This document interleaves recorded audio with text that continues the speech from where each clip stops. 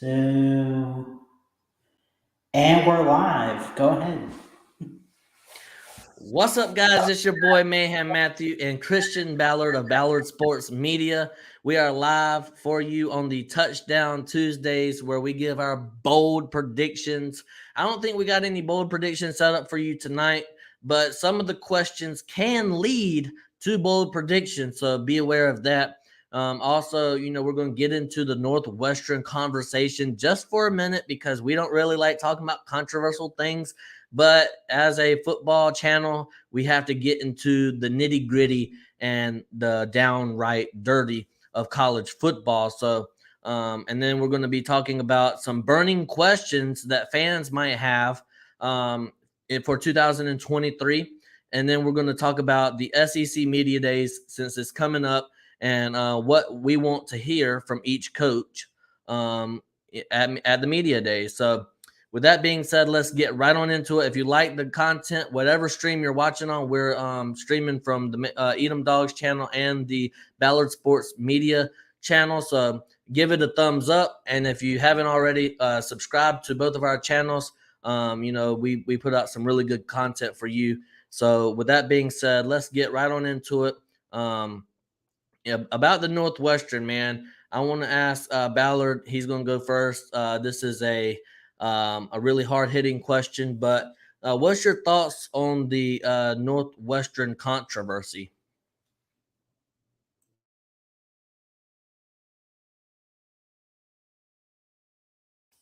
Uh, well, I saw the news.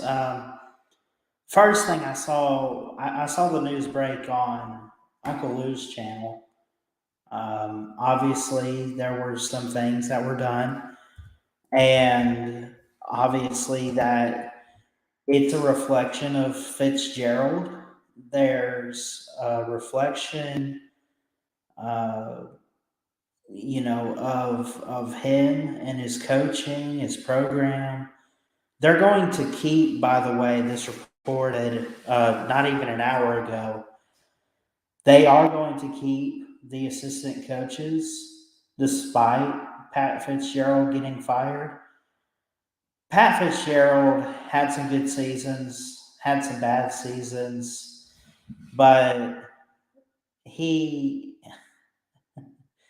um, he obviously had some misconduct and some moments where things just were out of sorts, out of line.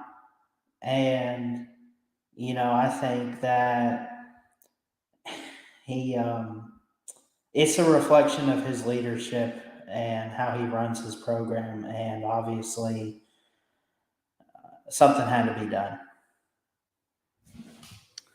Yeah, so for those who do not know, from my understanding, listen, I did a little bit of research, so if y'all know anything more than I do, then let me know down in the comment section. But from what I know, right, is there's some hazing going on in Northwestern football. There's some acts being going around. Sexual harassment, hazing. Like if with the freshmen and stuff. But there's a lot of rumors going around that it was potentially made up too. So I don't know if it's actually made up or if it's true or, we really don't know that. As far as Pat Fitzgerald being fired, um, as the head coach, you are responsible for the team, and these allegations were put out. Do I think that he was fired just a little bit early? I don't know. I'm not the one that can make that call, but if allegations were true that Pat Fitzgerald knew about this and that hazing was going on, obviously I think it's the right choice to let Pat Fitzgerald go. I've also heard of rumors going around that Northwestern just sucks as a football team, and that was kind of their out to get Pat Fitzgerald out as head ball coach. But I don't really know the whole truth. So with that being said, I just wanted to put it out there for y'all guys. Let Ballard tell his thoughts on it. But to be honest with you, No, I hate to cut you off, but originally, I don't know if you saw this. I don't think you mentioned it, but it was originally 4 days ago when the story came out. He was actually suspended for 2 weeks. Um, and then, of course, they did an investigation and everything. And the accuser who accused him of such acts and the team of what they did and everything.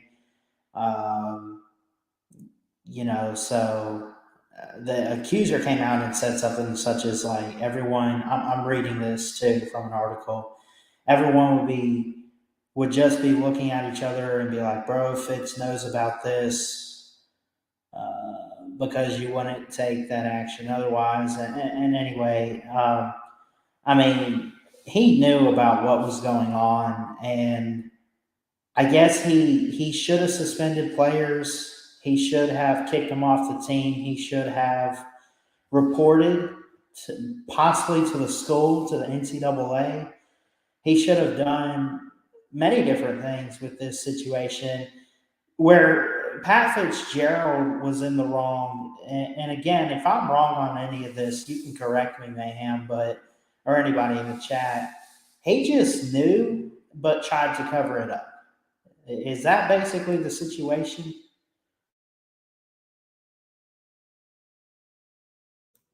well, I'm trying to find. There was something that was put out on Twitter, and I know Twitter is not really a. Oh, here it is, right here. Um, no, that's not it. Sorry, but I can't find it right now, so I guess it won't be put on today's show. But there was some allegations that the quarterback from Northwestern, can't remember his name right now, but he hit the transfer portal this February. That he is the one who, quote unquote, per the Twitter, right? I'm getting my sources from Twitter, and I know Twitter's not really good to get your sources from, but we all go on there. But um, from what that particular post said, that quarterback made up the whole entire hazing thing to get Pat Fitzgerald fired. But, and I say but, don't know if that's true. A lot of things, and then we're also hearing about a few hours ago about racism. Pat Fitzgerald had a lot of racist remarks or racist comments or just a lot of racism being showed on top of this hazing thing. And so I'm gonna be honest with you. I mean, I'm gonna be honest with you. There's two sides to every story, and I'm somewhere down in the middle.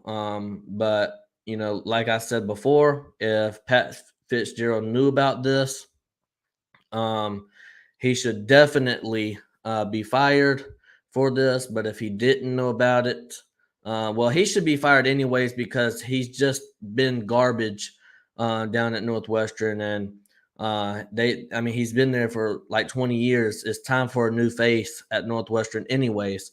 So I think it was his time to be let go. I think the decision on him being let go was the right decision. And as far as that goes, well, Traveling says there's three sides to every story, but I guess the two sides and then the right side, I guess, of what he's trying to say. But yeah, I'm gonna be honest with you.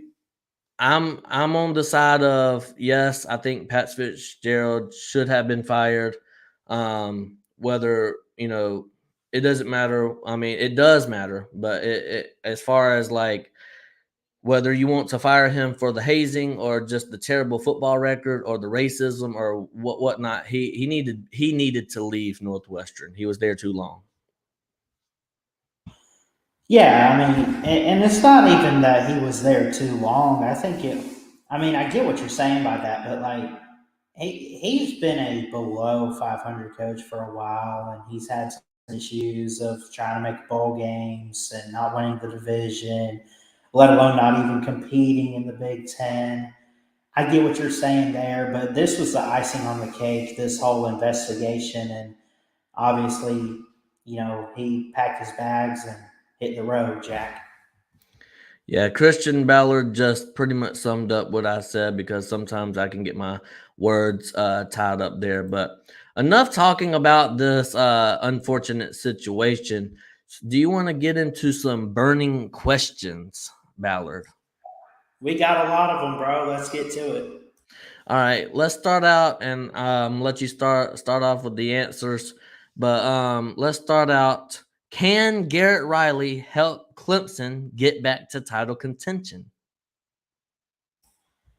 I'm going to say yes. I think he can. I don't think Brandon Streeter, I understand it was hard to find a guy to replace Tony Elliott, but you look at Cade Klubnik this year, you look at Will Shipley, you look at the talent that Clemson has, and the way that they recruit. Garrett Riley is the missing piece. I know he got blown out in a national title to Georgia. We give all the credit to the Dogs. But TCU had one of the most productive offenses in college football last season. Yeah, they had to play from behind and everything. We'll see if that has to be the case at Clemson this season. But I do think Garrett Riley can be the key to get Clemson back to title contention. You got to remember, Clemson's had a productive defense, top 5, top 10, each of the last, since Dabo's been there or since they've been winning titles. And you have the defense down. They had it down last year. They're going to have it down this year. The missing piece is the offense and the quarterback. And when they had switched over to Cade Klubnik and sent DJ to Oregon State, it turned around pretty quickly. It was just too late in the season for them to make a case for the playoff. But to answer the question, in short terms, yes, I believe Garrett Riley can be the guy to get Clemson back to title contention and possibly put them back on top of college football. Well, and I know people in the comment section are going to say, "Well, you can say that about you can say that about Utah. You could say that about Southern Cal. You could say that about a lot of teams." What I'm about to say, right? Clemson, if they beat South Carolina, ACC champs, 12-1, they're a lock in the college football playoffs. Ohio State did not even win their division, did not make it to the Big Ten title, and did not win the Big Ten title. So they would have, unfortunately or fortunately for whatever fan you are, they would have missed the playoffs and Clemson would have been in there. And I understand, well, if Southern Cal would have won the Pac-12, they would have been in there. If so-and-so team, I get it. But, people are talking about like Clemson is falling off, right? Taking a step back. I mean, they lost to a red fire hot South Carolina team that just so happened to get hot in the last 2 games. And before that, they pretty much sucked all year. But, shout out to Twisted Rooster there. But I know he's going to be in the comment section typing. So, but anyways, like I was saying, I've always said that Clemson was one offensive coordinator and one quarterback away from getting this thing back on the road. And they got Garrett Riley, which I think is the best offensive coordinator hire this offseason. And I think Cade Klubnik is going to be a really, really great quarterback, probably top 2 quarterbacks in the ACC. And I know what you're going to say. Mayhem, you are so wrong. Cade Klubnik and Jordan Travis are definitely better than Cade Klubnik, right? I know what you're going to Drake May. I'm sorry, I said Cade Klubnik twice, but I know what you're going to say, right? Drake May and Jordan Travis are definitely better. Well, I don't believe you, right? I think Cade Klubnik is number 2 on my list, and then I think Jordan Travis will be number 3. But Cade Klubnik, remember, Cade Klubnik was a true freshman last year. He got thrown out to the Dogs, right? He got thrown out. This year, he's going to have a whole entire offseason with the ones in spring practice, fall camp. He's going to have he has reps with the ones, and he's going to be practicing with the ones all off season and this whole season. He's going to be with the ones, so he's going to get that. He's going to get better. So if you thought he was a trash can last year, just wait until this year. I think he's going to look significantly better, and you know, and I think Clemson's defense is just loaded. I think they're a top 3 right now defense in 2023, probably behind Georgia and Michigan. Now I know the Bama man is going to debate that because they're like, well, we got a pretty good defense too, but I would say they're top 5 as well. So, but at the question on hand, right, is can Garrett Riley help Clemson get back to a national title contention? Yes. The answer is yes. But let's go on to the next question. Are buyouts real? And we're well, we lost Ballard, but I'm gonna let him answer this question once he gets back in here. But are buyouts real? And what I'm talking about is, the whole deal with Texas A&M, right? Texas A&M, their head coach has a pretty healthy buyout this year. So if he underperforms, is he going to get bought out, right? And there's some other like Mel Tucker. If he don't perform well, will he get bought out? So the question here is: are buyouts real? And I'm gonna let Ballard take over this answer. Yeah, sorry about that, guys. I don't know what happened, but I had some tech issues. But real quick before we get into the buyouts, my summary again about Garrett Riley and Clemson is yes, I think Garrett Riley is the hire that can help Cade Klubnik and the Tigers get back to title contention. In fact, I have them going to the playoffs this year, winning the ACC. But to talk about buyouts, college football buyouts, I think they're real because they're there, but I think, and you can correct me if I'm wrong, but is the direction you want to go with this, like, do they make sense? Is that what you're trying to get at? Like, what do you mean by real? Well, like I was. Well, you didn't hear me because you was having technical difficulties, but I'll re-say it. Jimbo Fisher's buyout is like extremely like 70-80 million dollars. Mel Tucker has a buyout if he don't perform well. His buyout's like 70-80 million dollars, right? Is it like, are these real possibilities if they underperform that they can actually get bought out? Are buyouts real, right? As far as I guess as a talking standpoint, right?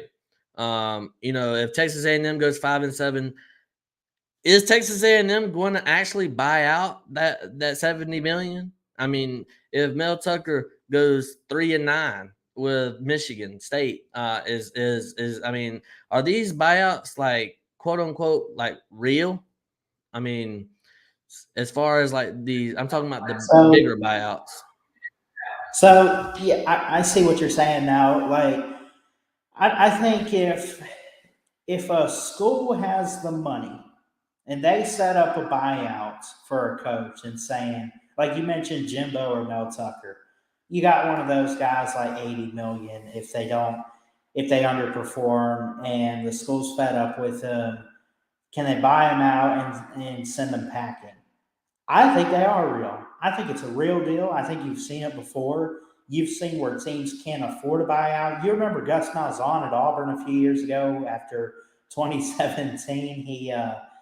He got this huge contract, and it took him a year to get the money to finally tell him to hit the road. And it took him more than a year, but you get what I'm saying. I mean, it took him a little while to get the money and be able to buy him out. I think buyouts are a legitimate thing in college football.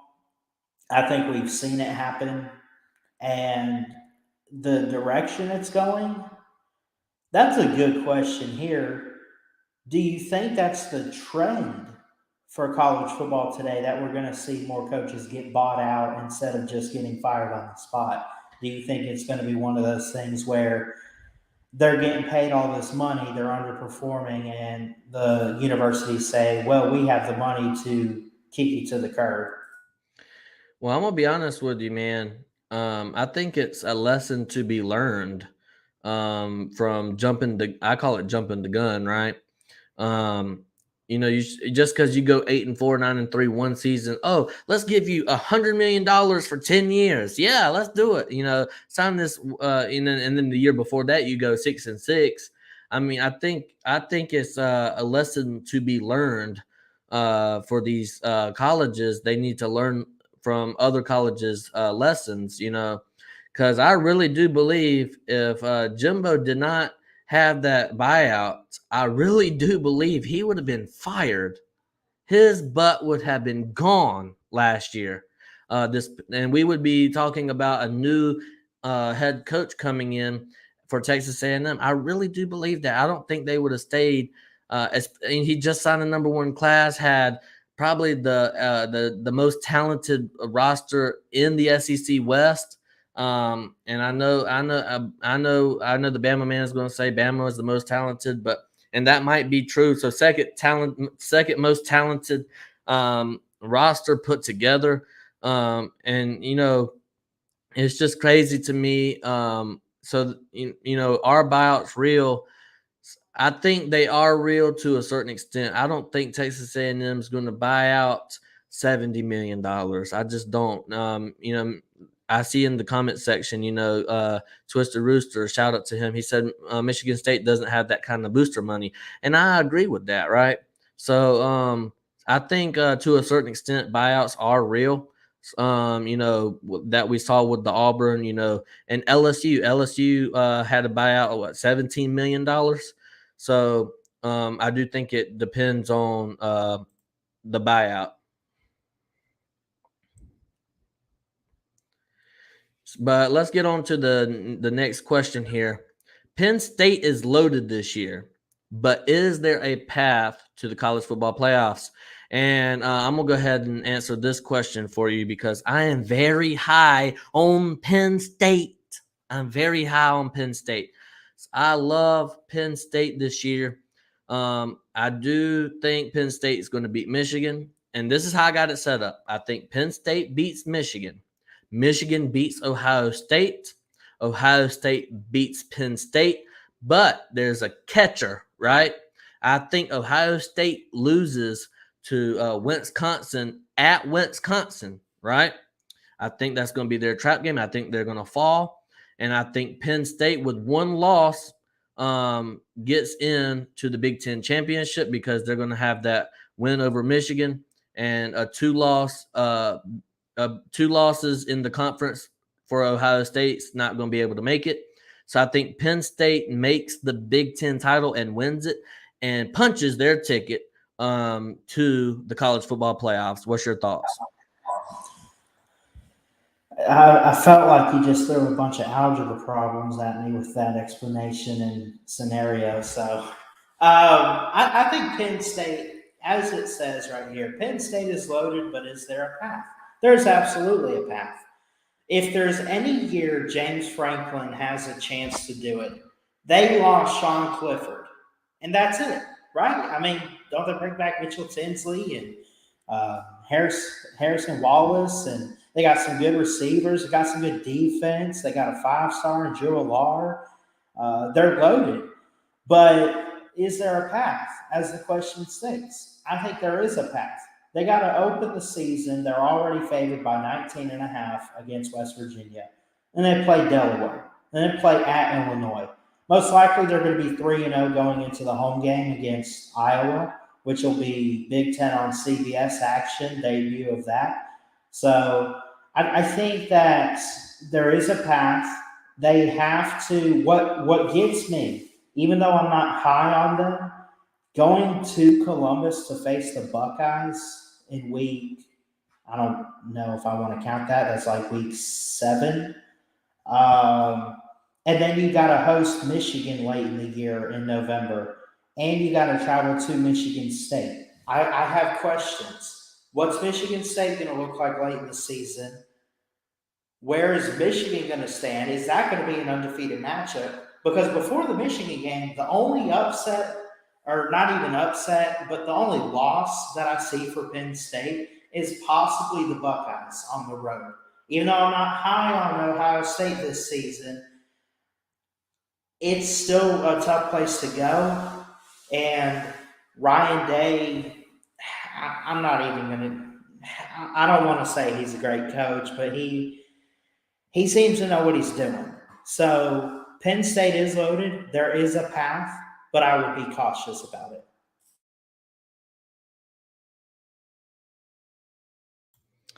Nate the Great, thanks for the question. If a Penn State disappoint you again, is it a bust for you for picking Penn State?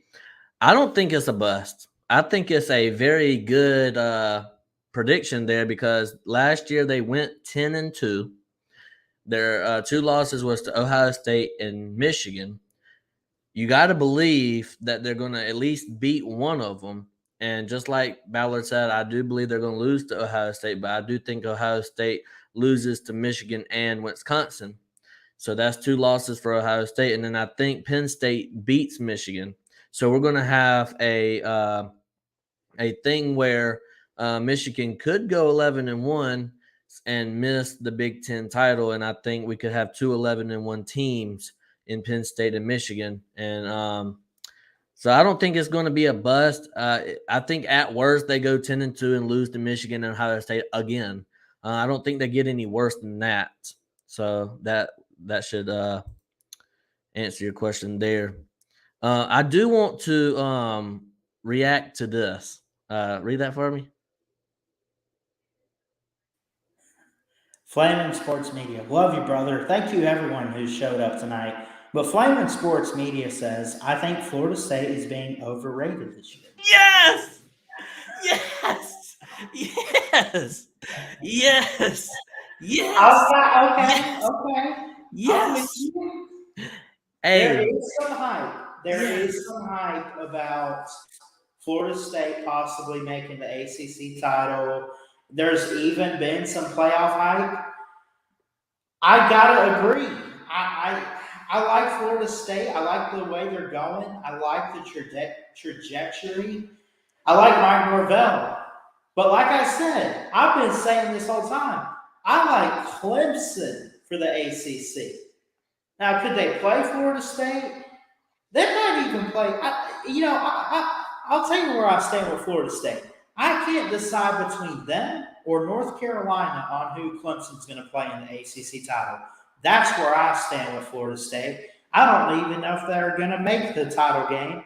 They'll make a good ball game, but I'm with Flamin' Sports Media and Mayhem Matthew. What you think, man? You're getting excited.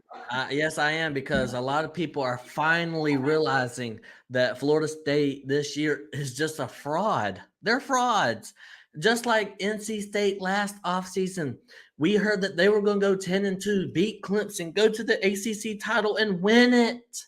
And what did they do? They went, 8-5? 8-5?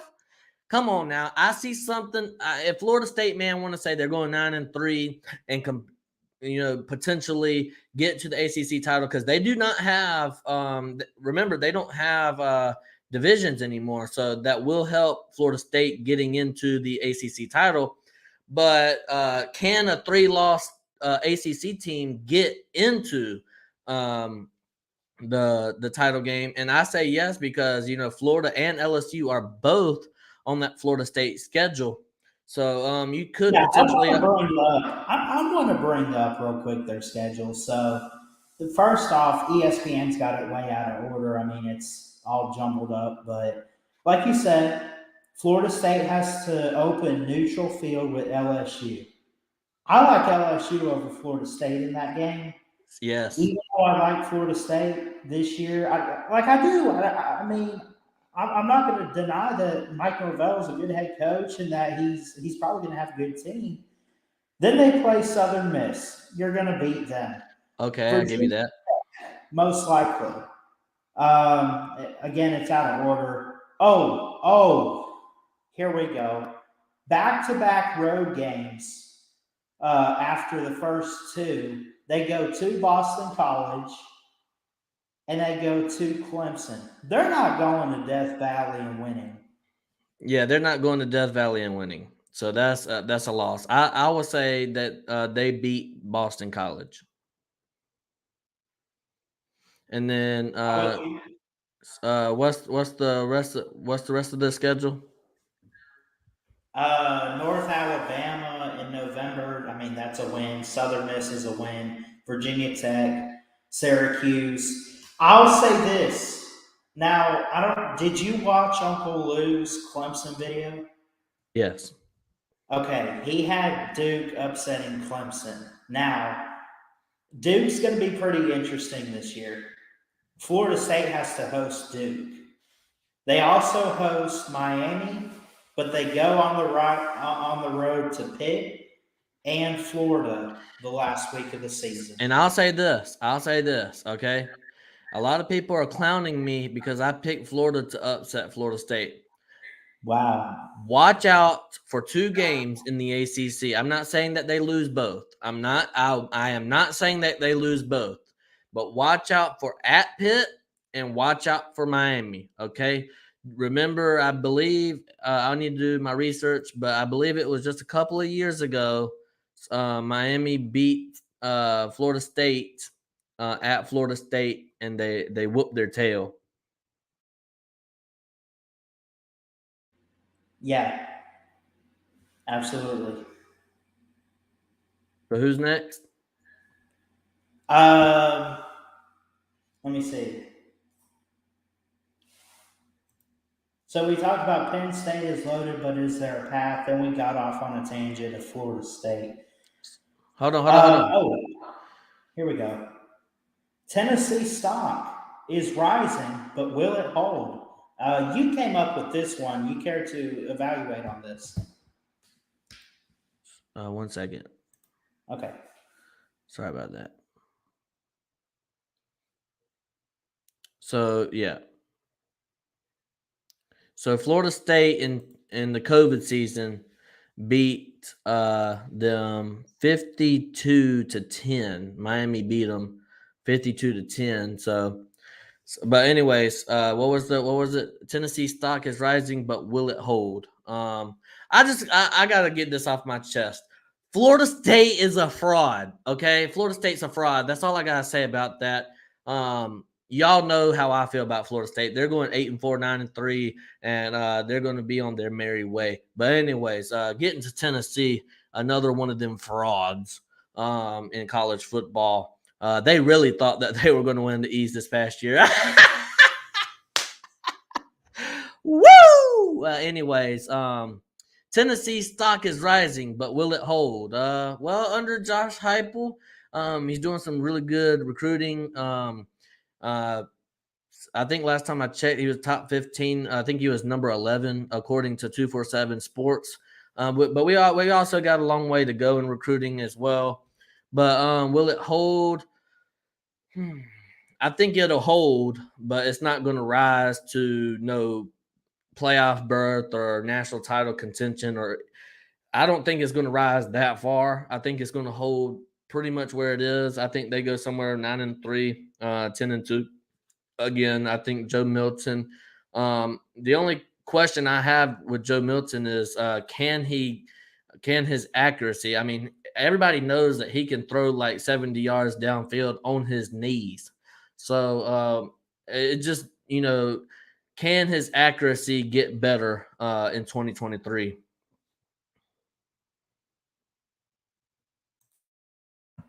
I like what they did last year. I know they had to beat my team to do it, but I thought it was a great thing to see. Tennessee fans getting all happy. Shout out to BVD and Squidtard and everybody out there. Love you guys. But I thought it was great. Here's the thing, man. Hendon Hooker's not there anymore.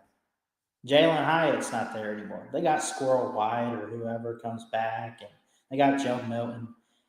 Now, I think they take a step back this year. They might go 9-3 in the regular season, 8-4, something like that. I don't know, but they're going to take a step back. The question is, after they take a step back, is it going to be a continuous downfall, or can they find breathing room to get back to 10 wins? Well, whenever you say downfall, I think they're not going to be like Florida, right? They're not going to go back to being trash like that again. I don't believe that. I think Florida's the new trash can. Um, but over the next, I would say 5 years. I think that's good for this question. 5 years, over the next 5 years, I think they stay in the 8, 9, and 10 win range. I think that's fair to say that. I think Nico, I'm about to leave you. If he doesn't leave you, I think he'll be pretty good for the Vols, and they're recruiting at a higher level than what they were previously. And I think Josh Heupel is a good coach. And but remember this: a lot of people are going to figure out that quote unquote gimmick offense or whatever that fast paced offense. A lot of people are going to figure that out. So once people start figuring it out, I think they're going to get to that 7-5, 8-4 range. I think that's whenever they start trending downwards. But I I think want it's to good. ask real quick. I'll go ahead and finish real quick before I get to my Oh, question. well, all I was going to say is I think they're good for the next at least 5 years. Okay, let me ask you this: late in the season in November, Tennessee has this run. They're doing great. They lose to Georgia. It's their first loss of the season. They get to South Carolina, and I actually went back and watched highlights of that game. Do you think that was on Tennessee? Or can I ask you about South Carolina? Is that a preview of what Spencer Rattler and the Gamecocks are going to do? I see Twisted Rooster in the comments, so be careful. Well, I've already predicted South Carolina to go 8-4, so I do think they're going to have as much success as they did last year. Remember, South Carolina lost to teams that they probably shouldn't have lost to. Now, if you take them wins, I'm talking about Missouri and I'm talking about Florida, right? And I think them are two winnable games for South Carolina. So let's just say Tennessee beats South Carolina. Okay. Okay, then.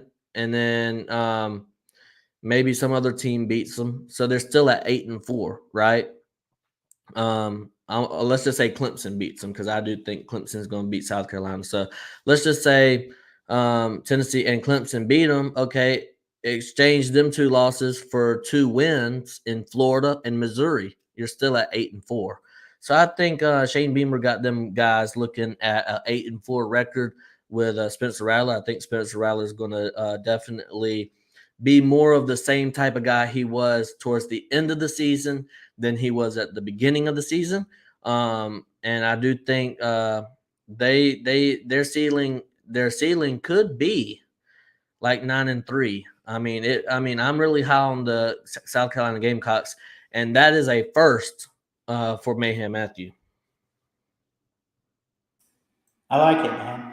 I like it. I'm high on them too. We'll see them in 2024 in Tuscaloosa, by the way, as well. So, anything else you want to add on Tennessee's stock is rising, but will it hold? I think, bottom line is this: I think they had a great year. I think we just have to see what they do this year. I know they lost some key pieces like Hendon Hooker or whoever, and they got Joe Milton. He looks like he's promising, but again, they got an interesting schedule. I mean, they got to play teams like Georgia. They got to play Florida. They got to play South Carolina again. They got to play Alabama on the road. I'm not ready to full on answer this question. Speaking about Alabama, that leads me into my next question. Is Alabama's dynasty over? Delete. Hell no. Hell no, man. Come on. Expound on it. I mean, you're talking about they went 2 years without a national title. That's happened before, bro. Look at 2013, look at 2014. I mean, we're going back 10 years and almost. And I think this is make or break this season for their dynasty. And if Georgia three-peats, I've been saying, if they three-peat, it's over, bro. I mean, y'all definitely are the new standard. But I mean, if you say right now that Alabama doesn't have a dynasty anymore, and you say it's crumbling, it's falling apart, it's this and that. What are you going to say 6 months from now if Alabama, let's just say, does win the national championship? What are you going to say? Ballard, I just have one question for you. Hypothetically speaking, by the way, I'm not calling it. Okay, that's my whole point. I mean, the Bama dynasty that went on for the past 15 years, pretty much every offseason we had Bama or somebody else. I mean, it was Bama versus somebody else. Okay, we all know Bama's going to be in the national title game. We all know Bama's going to be there. We all know. I mean, this year, nobody. I don't think anybody is saying that except for Kirk Herbstreit, and I think he's full of it. Okay, I think he's full of it. Okay, I'm just gonna be honest with you. I think it was just a bit to get some Bama fans hyped up, and I think that's what he is. He's an analyst. He's trying to get views and he's trying to get clicks, and I don't even think he believes that. Right? Am I going to sit here and say, is Alabama's dynasty over? Maybe not this year, but if they don't make the playoffs, I'm going to say Nick Saban run. I'm going to say this: Nick Saban's run at Alabama is over if they do not at least make the playoffs this year. And I know I'm holding Nick Saban to a high standard, but Alabama would be, blue blood. It's a blue blood program, right? And Bama needs to make the playoffs every couple of years, and if they go 2 years without making it and haven't won a title but one time in the last 6 years instead of 5, that's a bad take. That's a bad look on Alabama, and I wouldn't be surprised if old Saint Nick hung it up after this year if he didn't make any championship game anyways. What's your thoughts on this comment from LW? Saban has won a title every 3 years at minimum at Bama. It's our year. It's science. Well, I'll say this, right? Bama's not the standard anymore. And that could be a science that y'all used to have put together, but I don't see anybody screaming Bama's going to win a national title. I don't see anybody. I haven't heard anything except for, like I said, Kirk Herbstreit. And I don't know where that came from. That came out of the random blue. But here we go.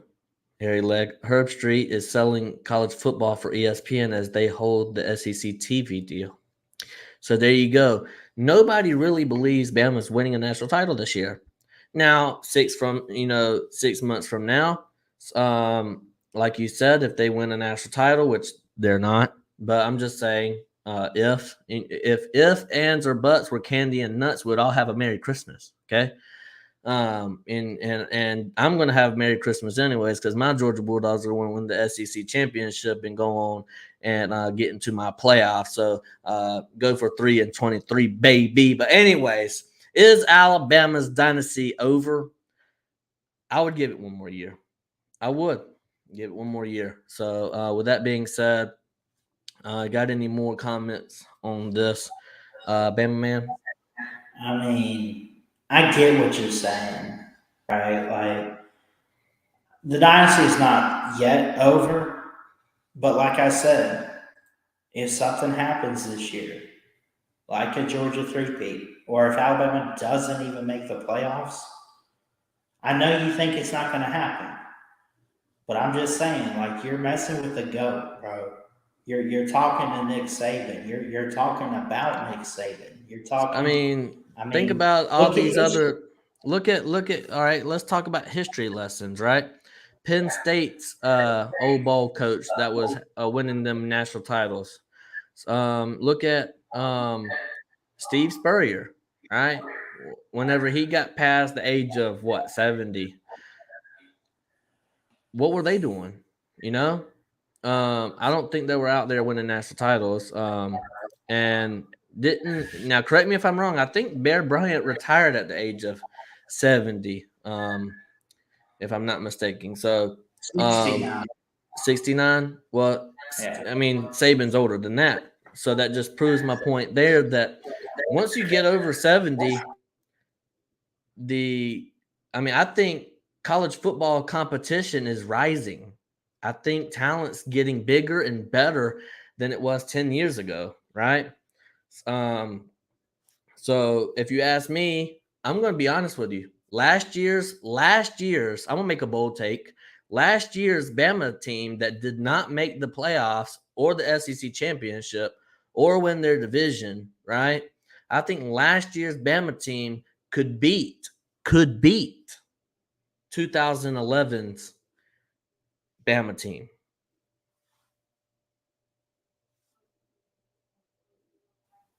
Huh? That's a bold take. I think It college is a football. bold take. That's what we do over here. I mean, listen, I'm gonna be honest because I think the competition. I think the level of competition is getting better and better and better every single year. I think we're having better football every single year. So, yeah, I do. But yeah, traveling fools. Even you don't believe that. But anyways, let's talk about media days are coming up, and we want to know what do you want to hear from each SEC coach this coming media days. We're going to start with Alabama since we were just talking about it. And we got a Bama man with us, Christian Ballard of Ballard Sports Media. So, what do you want to hear old Saint Nick say at media days? Well, I know he's not going to give us a quarterback right away, so we can scratch that off the list. I actually want to hear how is the offensive line improved this offseason? And then I want to hear if he's seeing any consistency from the defense. Those two things I want to watch this season for Alabama.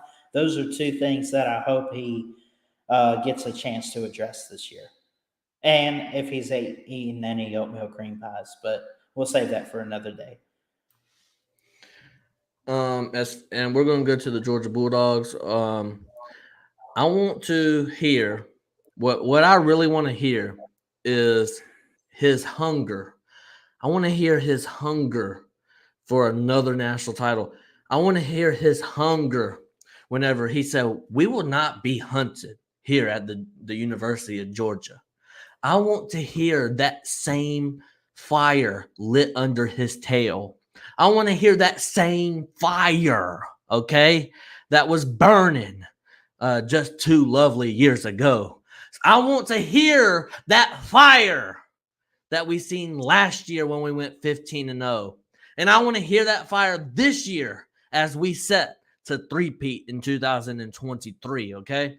I want the fire burning. Exactly. I want to hear the fire burning under my boy Kirby Smart. Okay. So with that being said, that's really, and I want to hear about eating off the floor. That's pretty much the new trend that we're seeing going on at Georgia. Eating off the floor. We are still hungry. We're still hungry. We're eating off the floor. Okay. So I want to hear how hungry he is. I want to hear how hungry these players are. I want to hear Brock Bowers get up there and see how hungry he is. He's a 2-time national championship winner. He can be complacent, but I want to hear that he's not complacent. I want to hear the fire burning. All right. Preacher mayhem in the house, everybody. And the good Lord said amen. So, Are there any? I can't get that. Yeah, I know Kirby's going to talk about that, and I don't know. Honestly, don't know what to expect from Coach Saban, but I I don't know. Are there any other coaches you're curious about? I'm curious about Hugh Freeze this year in his first season and what he's seen just from the team as a whole, and just what his expectations are for being at Auburn University.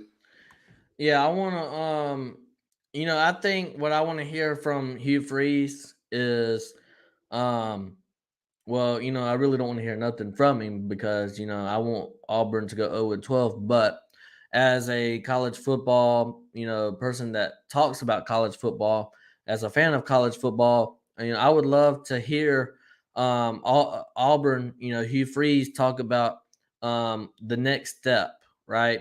And what I mean by that is he's first year in the SEC since his stint at Ole Miss, and we all know how that went down. So what I want to hear is what is he going to do differently? Okay. And how is he going to do it differently? And what is his plans set forth to do that thing differently? I like it. Man, there's so many coaches to talk about. I don't know if we got. Do we have time? Do you want to do each coach or? Yeah, yeah, let's do it. Let's do it. All right. Rapid fire these ones. Brian Kelly, you have the floor. And what do you want to hear from Coach Kelly? Yeah, I want to hear about they had, I would call, a quote unquote magical season, winning the West, because a lot of people did think it was going to be Bama, and Bama disappointed. So I want to hear, number one, I want to hear how can they get back. What is their plans to get back? I want to hear about you know what is the expectation? I want to hear what is the expectation for this LSU team. Is it getting back to the SEC title, or is it college football playoff hopes? Is it national title hopes? I mean, what is it for this LSU team? I know obviously every single team wants to win a national title, but you know, um, I wonder what kind of foundation is Brian Kelly forming there at LSU, and I want to know. Um, and I think he has the talent to win the West again this year. I have LSU winning the West, but I want to know his what he has for this LSU team, pretty much. I would say the same thing. I want to hear that too. But the question I would have is let me put it in this term. Coach Kelly, there's a lot of hype around your program this season going into it. There's a lot of expectations for winning the West, beating Alabama again, getting to Atlanta, and possibly winning the SEC. What are you doing to make sure the guys don't get complacent and get behind so that you can achieve those goals?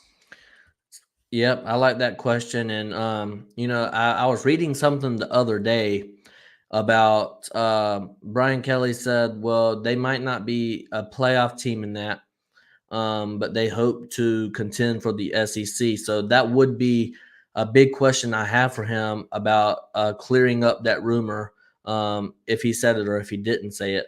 I want to know what is his expectations for this LSU team. I like it.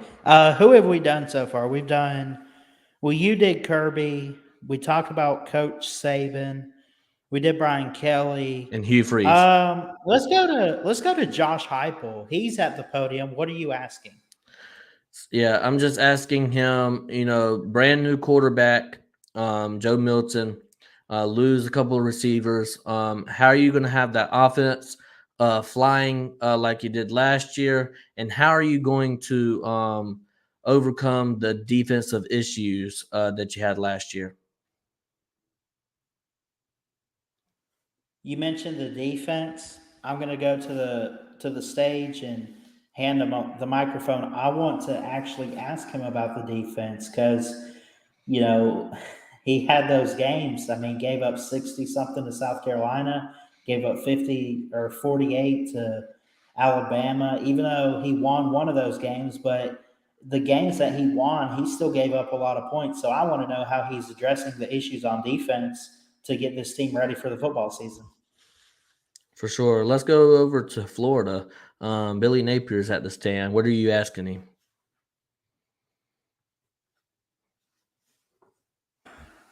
Gosh, this is tough.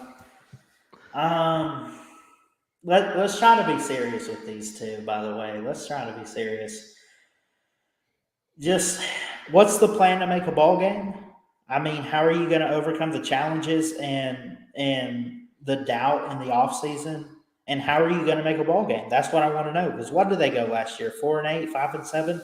So Nope. how are they going to take steps forward and uh, get to that next step of Florida? Because Florida, man, I mean, you got to go back to Tim Tebow, but man, even after that, they've had some decent seasons. They're below decent right now. Yeah, I would probably ask him. I wouldn't ask him that question because that's kind of harsh. How you gonna make a bowl game? I mean, Florida should be making a bowl game every year. I mean, that's just a hard question. But I would probably ask him about the quarterback situation, what's going on, and then I would ask him how he has his team prepared, to contend in the East this year. And then if he wants to say, okay, our idea is to make a bowl game this year, then another thing I would ask him is how can he overcome close losses? Had close losses with Vanderbilt, had close losses with Tennessee, had close losses with Kentucky. If you turn all them close losses around, well, you got a pretty good Florida team last year, right? So I guess the question I would ask him would be, how can you overcome these close losses? Yeah, I want to address something real quick. They did make a bowl game last year in the Las Vegas Bowl against Oregon State, and I want to apologize for that. I guess forget making a bowl game. Let's win a bowl game. Let's take that next step. So, yeah, I know it's laughable, but Let's win a bowl game. anyway, Goodness, yeah, that's poverty. I know. But yeah, let's get off of poverty. You know, Kentucky. What's Yeah. your question? What's your question?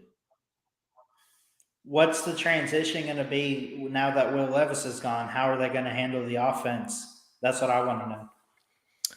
Yeah, I would ask him about the offense as well. And I do think Kentucky runs good on the offense and defensive line. I think they're going to have a pretty good running back room too. And I think Devin Leary is a pretty good quarterback. So I'll just ask him, where does he see this Kentucky team in 2023? I'll just keep it really simple. Well, let's go to uh, Drinkwitz or whatever, Eli Drinkwitz. He comes up to the stage. What are you asking him? Uh, well, there's a lot of things you probably want to ask Drinkwitz. He's a great head coach. Seems like a great human being, at least, but I don't know about his coaching. I guess I want to ask him, does he feel the pressure this season? Because I feel like there's probably a lot of pressure on him to do something incredible with Mizzou. I just want to know, does he feel that pressure? And how is he handling it? Right. I'm probably going to ask him, he's pretty much been 500 every year that he's been at Missouri. So my question would be, what gets you over that hump to 7-5 and 8-4? How does he plan on going about that? Now, the old Shane Beamer comes up to the stage. What are you asking him?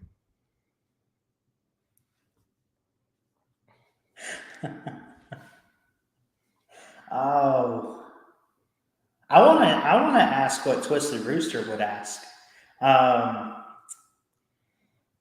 Let's see. What bowl game were they in last year? Was it the Gator Bowl? And they made the Mayo Bowl a few years ago. So, They lost the Gator Bowl to Notre Dame. so he's like what 1-1 in bowl games. Mm-hmm. That's not bad. That's not Nope, bad. not bad. I want to know, how do you build off the momentum you had late in the season with wins over Tennessee and Clemson? And how do you bounce back and respond after a loss to Notre Dame? Because that's a team that they probably could have beat, and they almost did beat. So I want to know, how do you build off the momentum late in the season, turn it around, and ultimately help it plunge you forward for more success? So Right. you talk about Kirby being hungry. I want to know, where's the hunger from Shane Beamer? Okay. Who do we got left? Clark Lee comes up to the stage. What you asking him? How you going 500?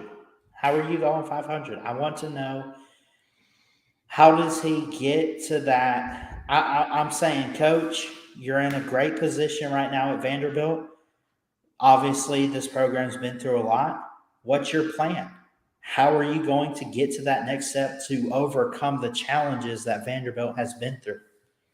Right. I'm back to the South Carolina one. I had the same exact question as Ballard. So, and I also have the same exact question for Vanderbilt. Mississippi State, brand new head coach, comes up. What you asking him? Rest in peace to Mike Leach. I want to ask, are those big shoes to fill that he's stepping in, and how does he plan to do so? Stepping in the shoes of a great air raid head coach. Right. They do get rid of the air raid offense this year at Mississippi State. So my question would be, how does he plan on doing that? Going from the air raid to, I can't remember it right off the top of my head what they're going to run, but how does he plan on getting these guys to do that? So that would be my question. Ole Miss, Lane Kiffin comes up to the stage. Old comedian Lane Kiffin comes up to the stage. What you asking him? How much popcorn you got for the season? That's what I want to know, man. Like, should we get the popcorn ready? Does he have any to spare? And honestly, how explosive do you guys want to be this season? Because we know they're going to be great on offense. How explosive? Yeah, and then I did the two Mississippi schools, Auburn, Texas A&M comes to the stage. Jimbo Fisher, what you asking him? That's a good one. That's a good one, man. Because you got to be careful with Jimbo Fisher.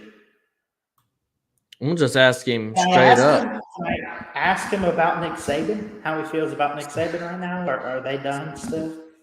I think they're done. Once they got face to face last year at the media days, he acted like he was scared. But anyways, but I would probably ask him, how does he bounce back from a horrendous 5-7 year? And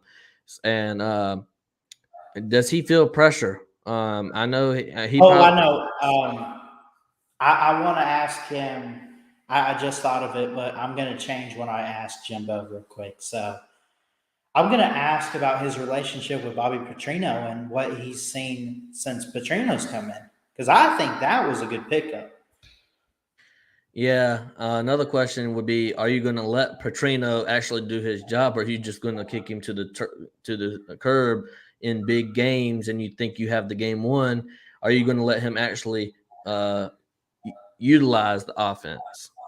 Yeah, that'll be my question as well. I mean, I'm hitting them coaches with the hard questions, right? Let me see. We're still missing some teams. I know we did Georgia, South Carolina, we did Florida, we did Kentucky, we did Vandy. We got two more teams in the SEC East. We did the Mississippi schools. We did Bama. Yeah. I think think did we do Brian Kelly? Yeah, we did Brian Kelly. Okay. We're not counting yet Texas and Oklahoma. We are not. Okay. Do we do Tennessee? TriStar says Tennessee. Yeah, we already did Tennessee, but we can. I mean, you can do it again. We already did Tennessee. No, let's not go back through and redo.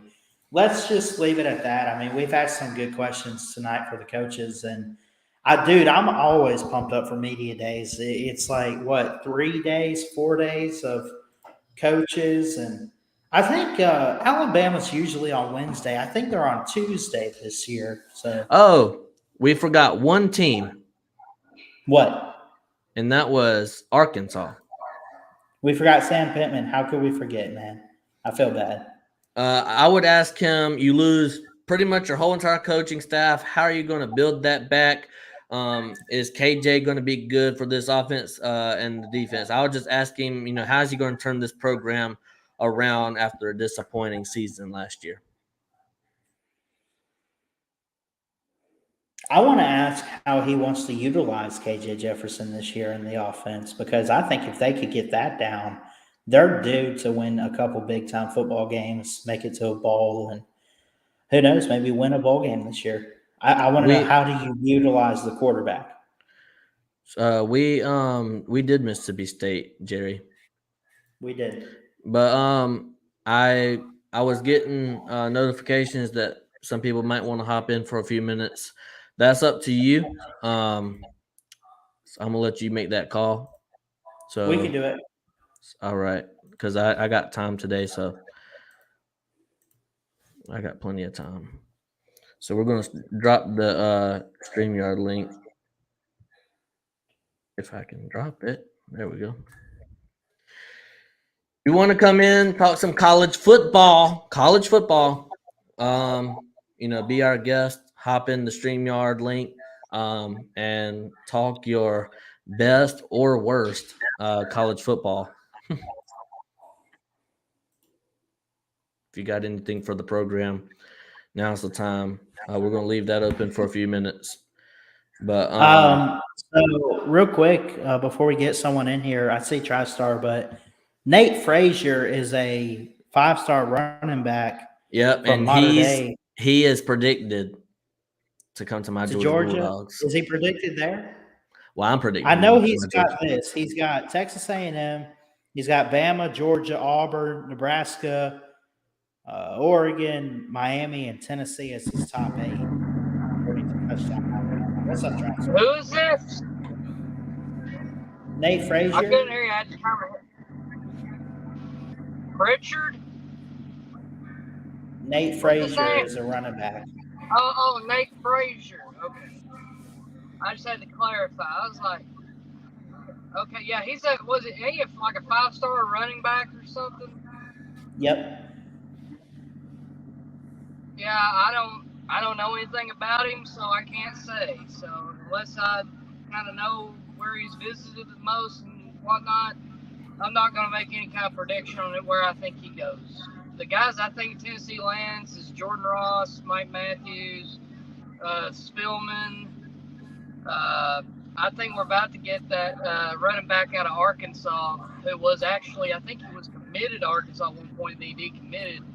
It's between us, Tennessee, Arkansas, and I forget the third one. I think Missouri, Yeah. I think Braylon Russell, I think is his name. Braylon Russell, I think. He's a 4-star running back. Yeah.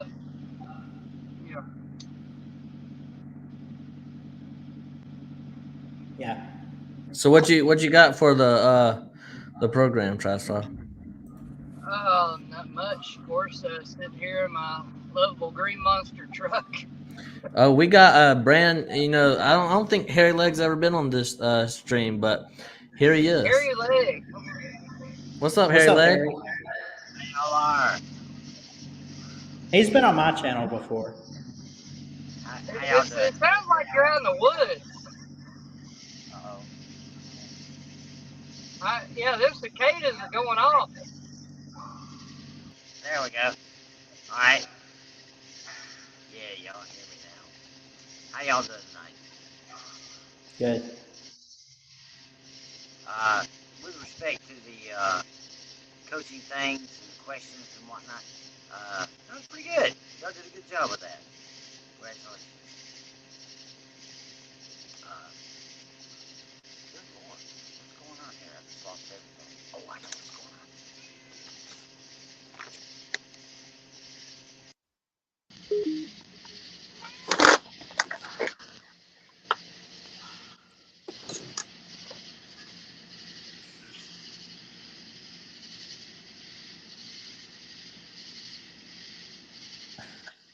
Now then, I think we got it fixed. Okay, we're good. Yeah, I had an external speaker going because I'm out on the deck. And it didn't Okay. dawn on me initially what I did, but okay, I figured it out. And I'm sorry about that. No, I didn't mute it. It said you muted me. No, sorry. But y'all did a good job on the coaches there. Been a good show at this point. Hey, thank Hope I you. don't mess it up for you. No, you're But, good, man. But no, I think everybody's excitement level is growing by the hour. And we got media days next week. It's going to be, that's the kickoff time. And the guys are back on campus now. They're doing their workouts and whatnot. So we'll get some scoop here, it looks like, guys. Yeah, what you think about my dogs and your dogs? Without, we're going to be, we're just fine. We're just fine. I noticed whenever I asked that question, I said about my dogs and your dogs. TriStar was really good to respond to that. So he might be entering the fansfer portal and being a dog. We welcome We need to you. have that as a segment. We welcome you. We welcome you to the team, TriStar.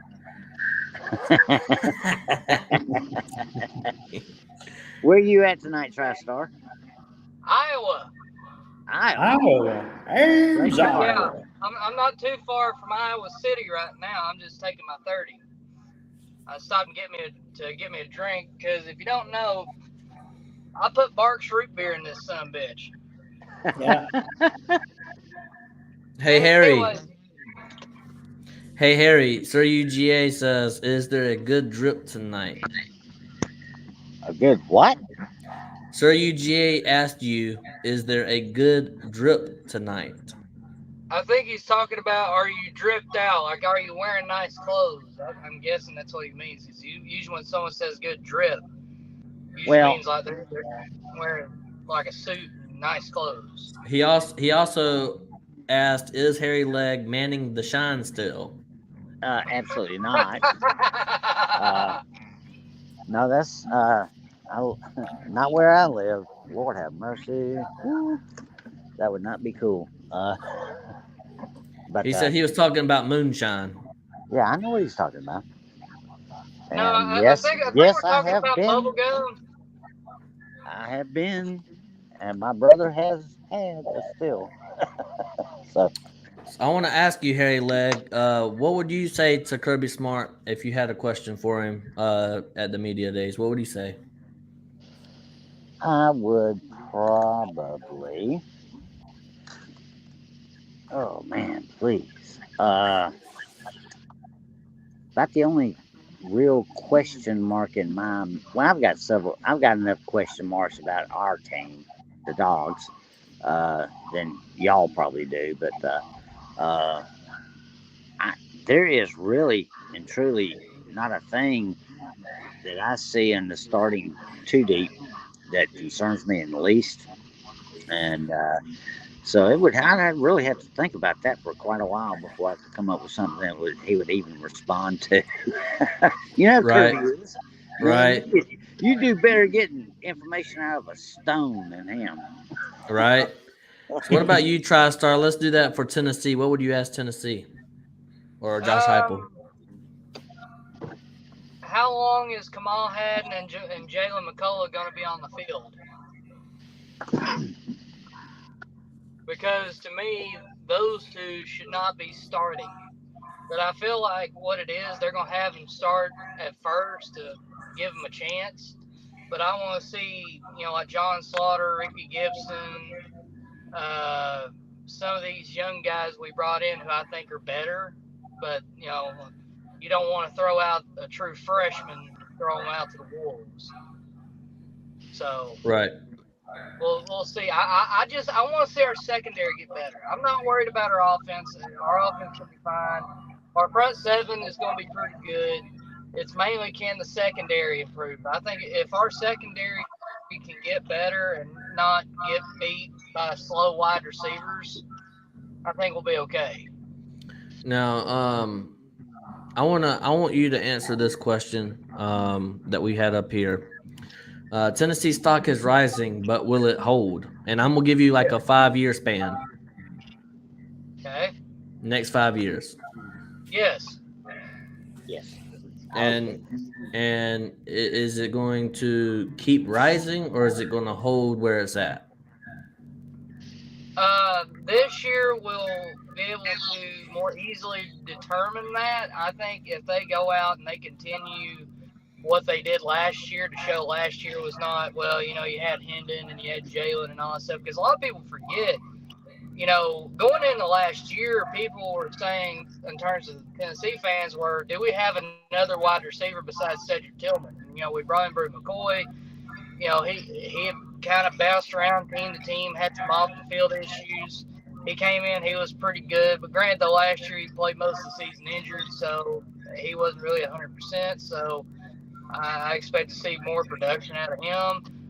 Dante Thornton, we've got him for at least another 2 years. So I think he'll be really good. He's 6'5", 200, runs a 4.3, so I expect him to be really good. Wide receiver room, I think our wide receiver room is one of the best in the country. Our quarterback room is really good. The only concern on offense really I have is right tackle, because we're having to replace Darnell Wright, and he was a top 10 pick.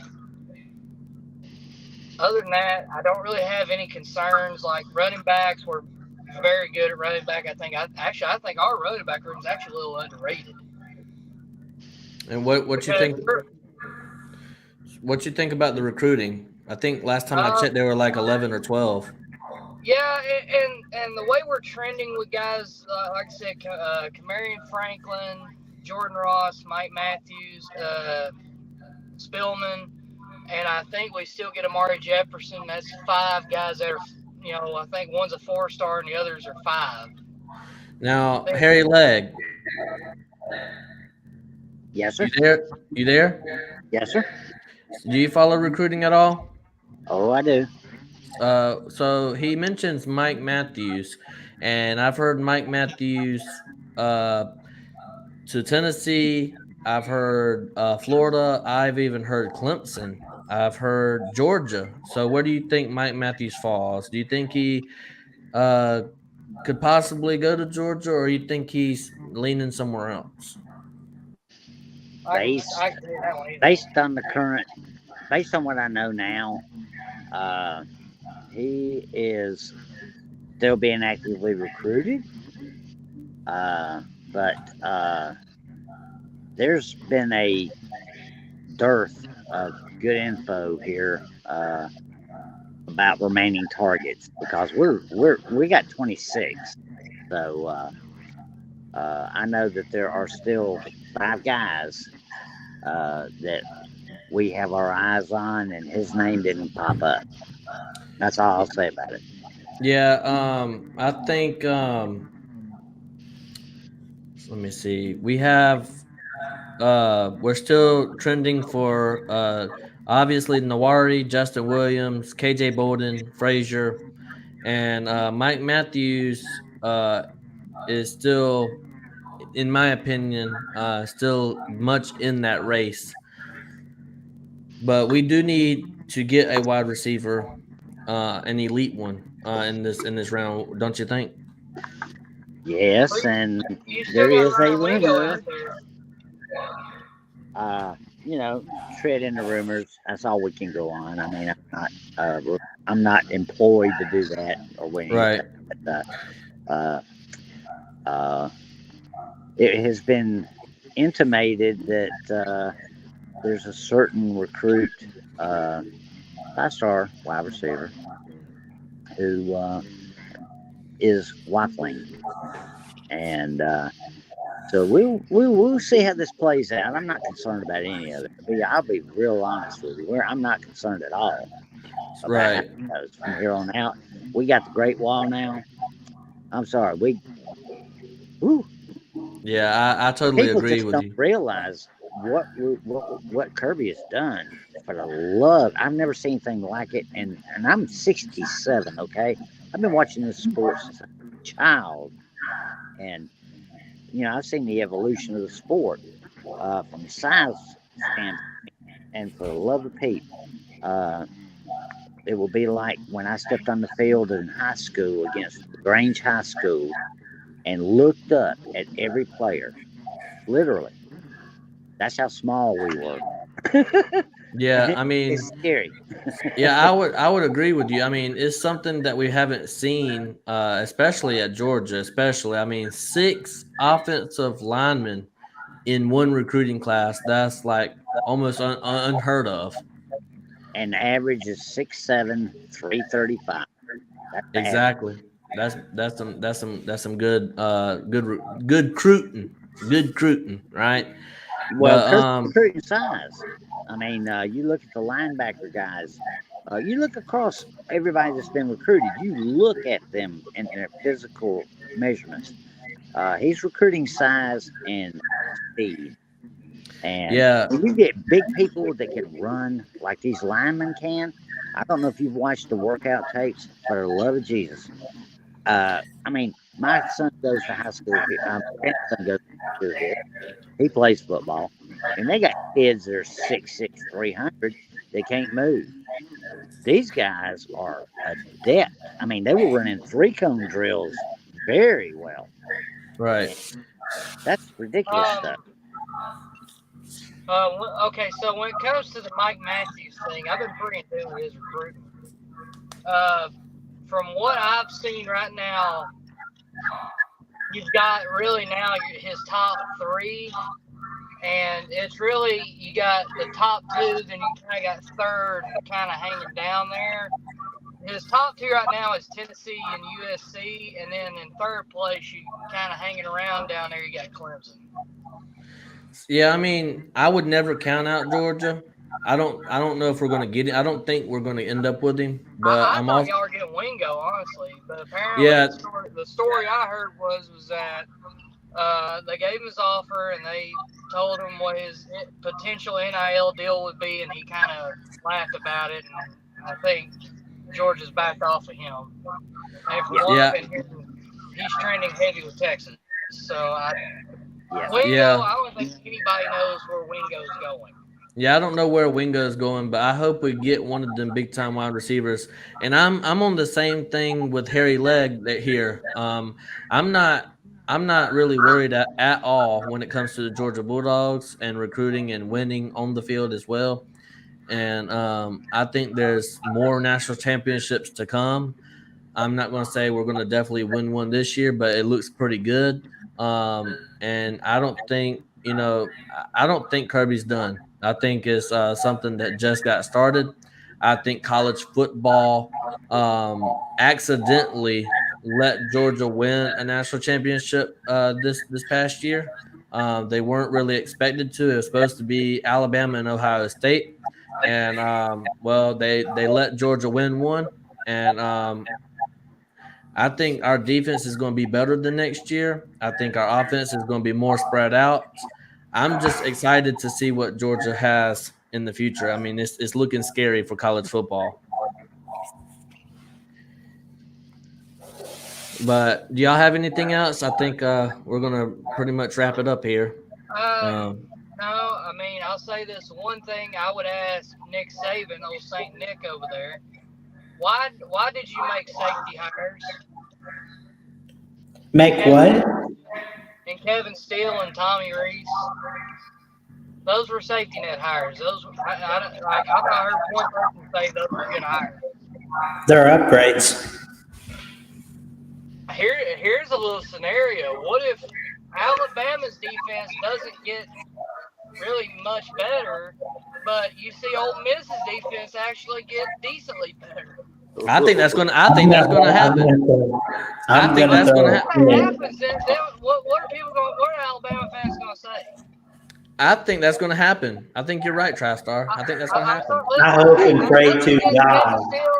Listen, nothing against Kevin Steele. He's had a long career. He's been everywhere. He's a Tennessee alum. But I'm sorry, Kevin Steele is not what he was 10 years ago. He's just like John Chavis. John Chavis in the 90s, early 2000s was probably the best defensive coordinator in football. Then he goes to LSU and continues his greatness. But then a few years back, Jimbo brought him down there to Texas A&M, and their defense was horrible.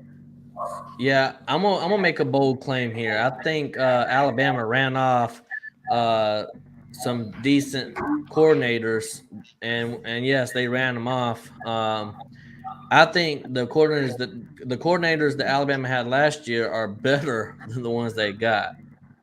You got to be kidding I mean, me. I'm sorry. If that's the case that Bill O'Brien and Pete Golding were better, why weren't we in the playoffs? Y'all just weren't that good. I mean, you just Because of our coordinators. No. I mean, okay, think about this. Yes, you have Bryce Young. If you take Bryce Young off that team, you're a 4-loss team. Okay, that's fair. The last 2 And years, y'all were averaging. How many points were y'all averaging? y'all were averaging over 40 points a game. The offense was fine. The defense was averaging giving up 20 points per It game? was a top 15 defense. It's just what happened is that you played Tennessee at the wrong time, and LSU went for it on a 2-point conversion, and they got it. So it wasn't like he got blown out like 50-0. I mean, hey, where was all the outrage when Alabama lost 44-16 to Clemson in the national championship game? I would have heard all that outrage then. Oh, there was plenty of it. You just might not have been on the right channels.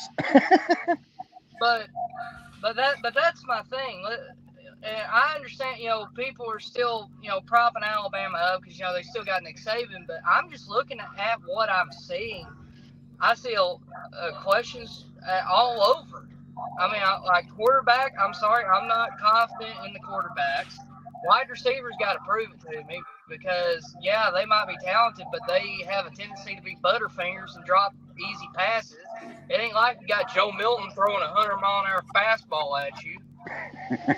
I mean, it's not like where they're jumping up and it's like a one-on-one and he just like barely got it with his fingers or something. These are balls hitting them right in the chest, and they're just blatant drops. And I'm sitting there thinking, I seen it last year. And when I seen the spring game, told me that's not gotten any better. Now, granted, when we get to the season, that could all get better. We don't know. We won't know until they play. Well, we don't, we don't see Alabama having this year like a Jameson Williams or a John Mechie, right? No, I don't. I mean, hey, Isaiah Bond could possibly. But I'm just saying, I'm looking at that wide receiver room and comparing what you had, say, in 2019 when you had Devontae Smith, Henry Ruggs, Jalen Waddle, Jerry Jeudy. I mean, like, arguably, possibly the best wide receiver room ever, if you really think about it. I mean, I just don't see it. And with the defense, I got to see it. I mean, yeah, Caleb Downs, that dude is a stud. I love Caleb Downs. I think he's a great player. Don't forget Kool-Aid. Kool-Aid's really good. But that's two people. See, that's what I'm trying to tell. That's what I'm trying to tell. That's what I'm trying to tell these Florida State fraud fans. I've been trying to tell them seriously. Like, there's this guy that could have went. I can't remember his name. He's. I don't really care to know his name, but he's one of the best defensive guys on Florida State, and he should have went. Yeah, Verse. There you go. If you talk about Florida State and how they're probably going to have 3 or 4 losses, but we got Jared Verse. That's one person. It's one person. Like, and that's what I keep hearing from Alabama fans, and they think that they're just going to blow out Texas. I'm like, dude, Texas almost beat you last year. Well, I will disagree with you. I will say this: that game and all their tough games are at home. I will give them that. But you got to understand, Bryant-Denny Stadium is not this intimidating environment where you actually have possibly a fear of safety and like you can't hear yourself think. I know plenty of people that's been to Bryant-Denny, that's been to Neyland, that's been to Tiger Stadium, that's been to Sanford's, been to Swamp, all of them. When I think of Bryant-Denny Stadium, it's like, well, I think of how Georgia was under the Rick years. You know, the sweater vest crowd just sit there and clap. I mean, how many times do you hear Nick Saban complaining about the fans leaving early? Well, I will say this. I'm going to disagree with you about the Texas and Bama game. I think Texas – Texas, I have said that they were going to be good many times, and they keep on. And they let you down. And they're going to have to show it. I'm predicting Oklahoma to win the Big 12 this year. No. Mine's Texas Tech. No. I mean, unless you have to show, it's a show me year. Yeah, it's a make or break year for Sarkisian. It absolutely is, because there's no reason with that wide receiver room and the talent on that roster that they should not be good.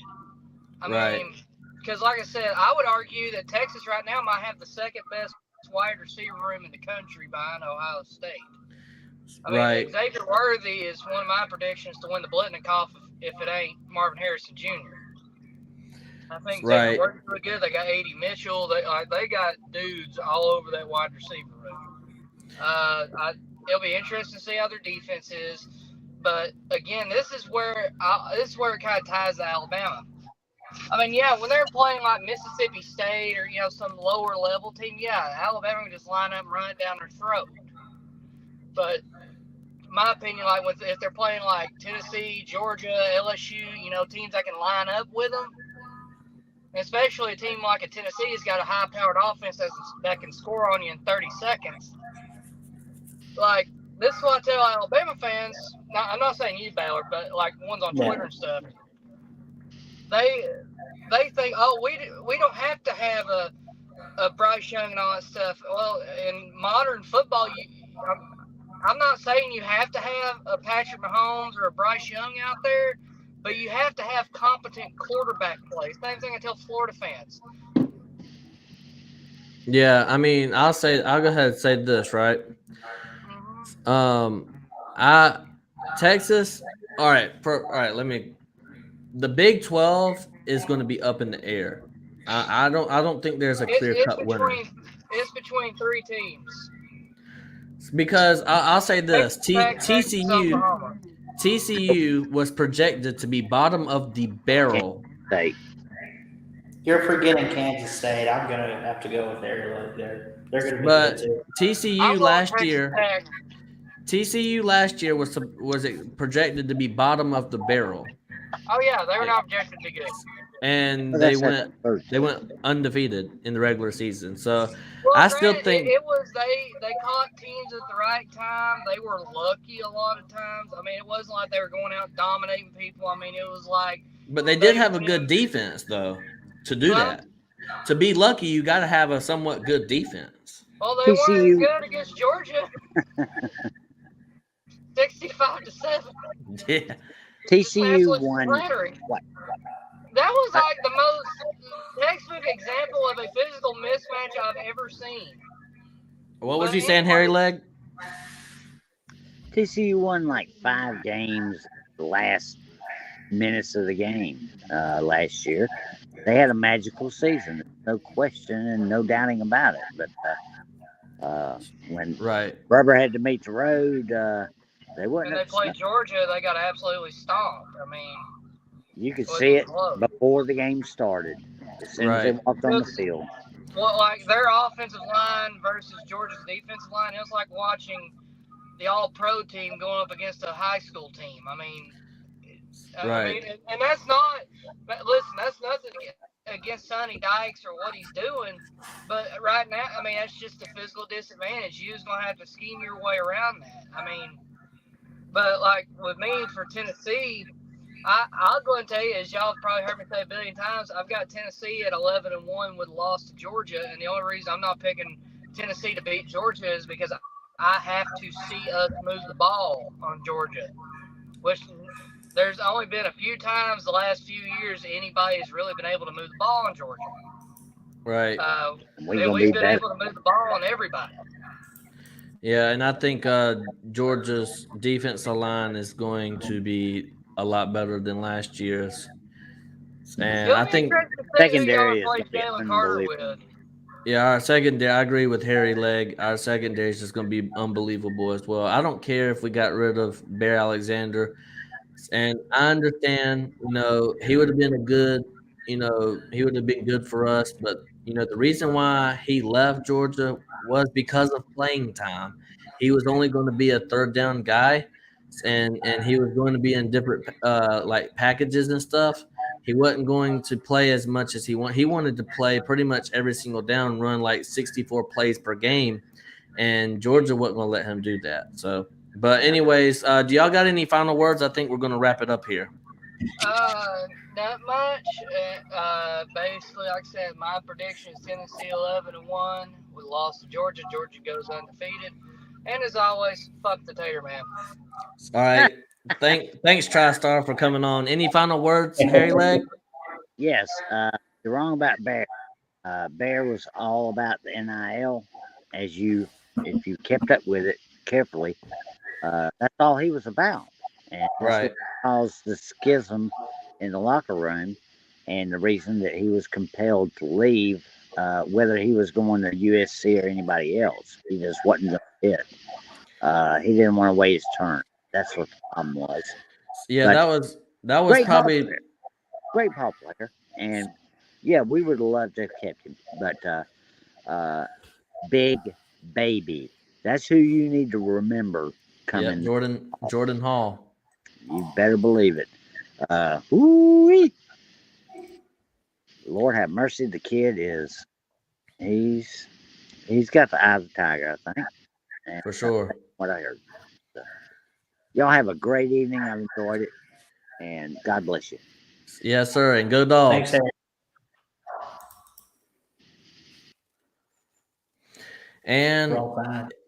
And no, but anyways, now it's just us two. Hey, we had a great stream. I really dude, that was awesome. Yeah, I think we had a great stream. So if you liked it, hit the thumbs up, and if you really loved it, hit the subscribe button wherever you are watching this live stream, whether it be on the Ballard Sports Media or the Mayhem Matthew Edom Dogs channel.